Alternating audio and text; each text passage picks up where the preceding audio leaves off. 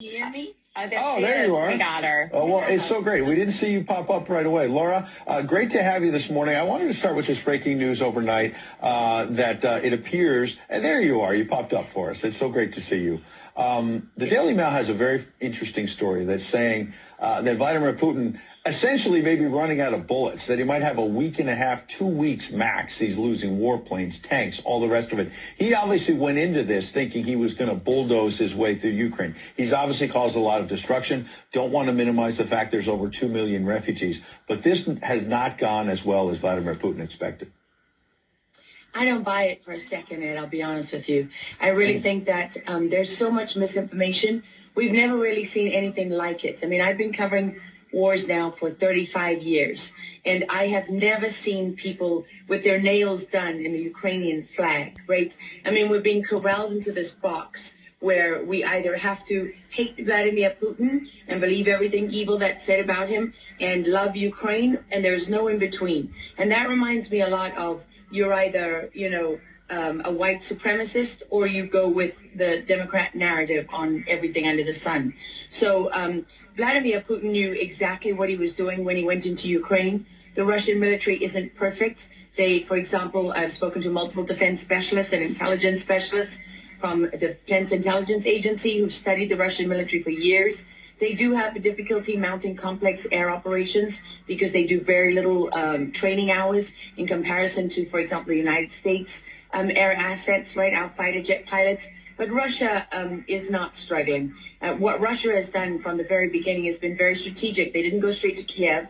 They went to all those bioweapons laboratories that are scattered all over the country. Some of them they built. So they know where they are. They've known where they are since the Soviet Union, because under the Defense Threat Reduction Program, we went in after the fall of the Soviet Union and supposedly turned those facilities from bioweapons labs into public health labs. Although, these days it's hard to believe anything that our leaders tell us, because they've lied about COVID, they lied about Russia collusion, they lied about the Ukraine impeachment trial, and there's so much more going on in Ukraine that nobody is talking about. You see such dishonesty when it comes to the history of Ukraine. You see dishonesty when it comes to the Azov Battalion, which is funded by the U.S. and NATO. I mean, you can find pictures of them online holding up the NATO flag and the swastika at the same time. Their own emblem contains the black sun of the occult, which was a Nazi SS emblem.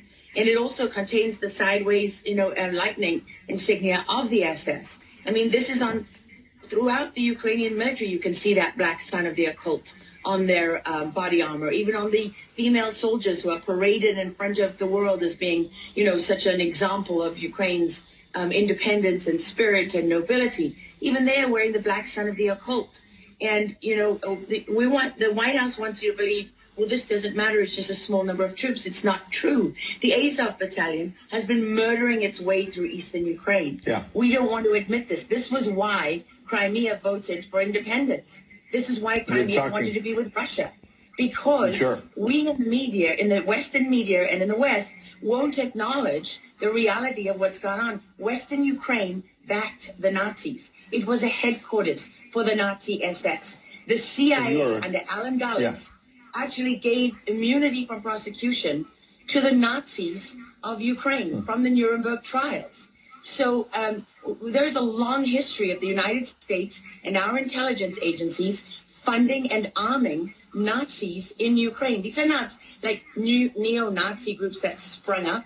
These are the actual Nazis from the Second World War, who, if you go back to the Nuremberg trials, said that they were planning for a 1,000-year Reich. And so you have to really wonder, as you look at this, when you know that the CIA sponsored the Color Revolution in Ukraine in 2013 and 14, that they selected Ukraine's leaders, go to Victoria Nuland's leaked phone conversation where she and the U.S. ambassador are deciding who can lead Ukraine.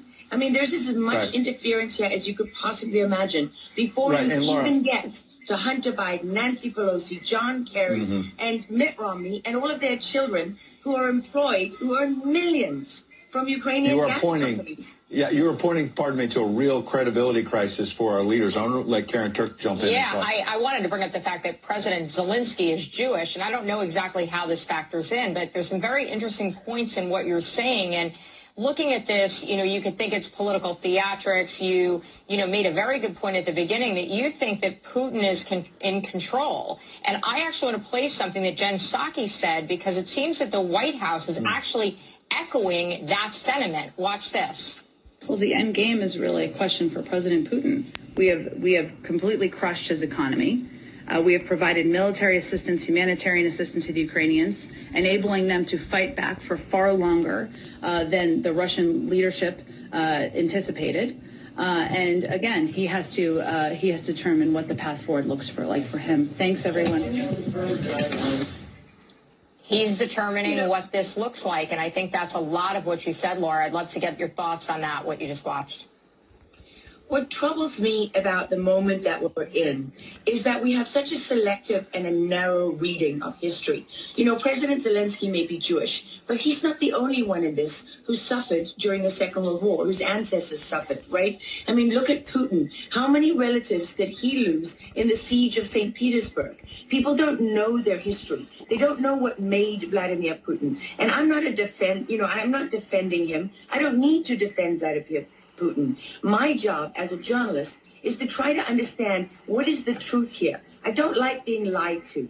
And we're being lied to on an epic scale. When we're told your only choice is you have to be 100% with Zelensky, who's a puppet, who you can find on the internet in black stilettos and leather pants, with shirtless, doing a spoof Dancing with the Stars kind of entertainment video. That's a mock of a Ukrainian group that does this kind of satanic occult type of music video. And I mean, Zelensky was selected like so many of our leaders. And honestly, with big tech and with election fraud these days, we don't know how many leaders all around the world have been selected for us and weren't actually voted in. But what we do know is that there are increasing problems with technology and the digitization of our world. Because look at what's happening with COVID. Look at what has happened globally. We are fighting the same battles all over the world. To pretend that this war is about Russia and Ukraine is just a barefaced lie.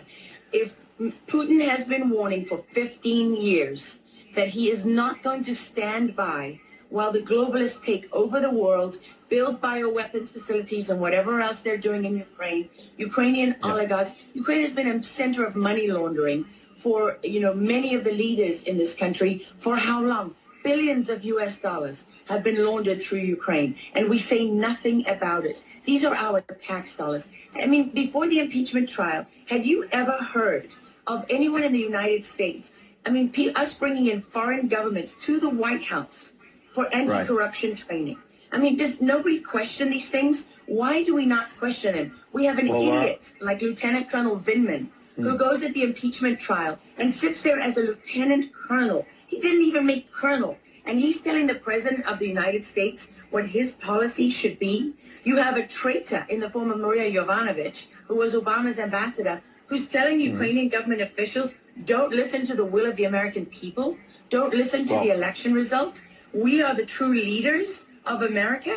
I mean, and then people object when the woman isn't even fired. She's given a cushy job for life at Georgetown University at the expense of the U.S. taxpayer. And we're told that the president of the United States cannot say to his foreign counterparts, that we want you to look into something. But Joe Biden can withhold as much aid as he wants to. I mean, there's so much hypocrisy and dishonesty here. And Ukraine is at the center of it all. Go back to Russia collusion. Go to Alexander Chalupa. Go to Eric Karamella, the whistleblower who went to work for Adam Schiff, who wasn't really a whistleblower, and all those corrupt people in the deep state. And you know what? The deep state isn't a theory. It's not a conspiracy theory. It's an actual deep state. Look up the SES, the Senior Executive Service, because when that bureaucracy was ushered into law in the United States of America, that's when we got a bunch of unelected bureaucrats pulling the strings behind the scenes. And these are the people that keep lying to us.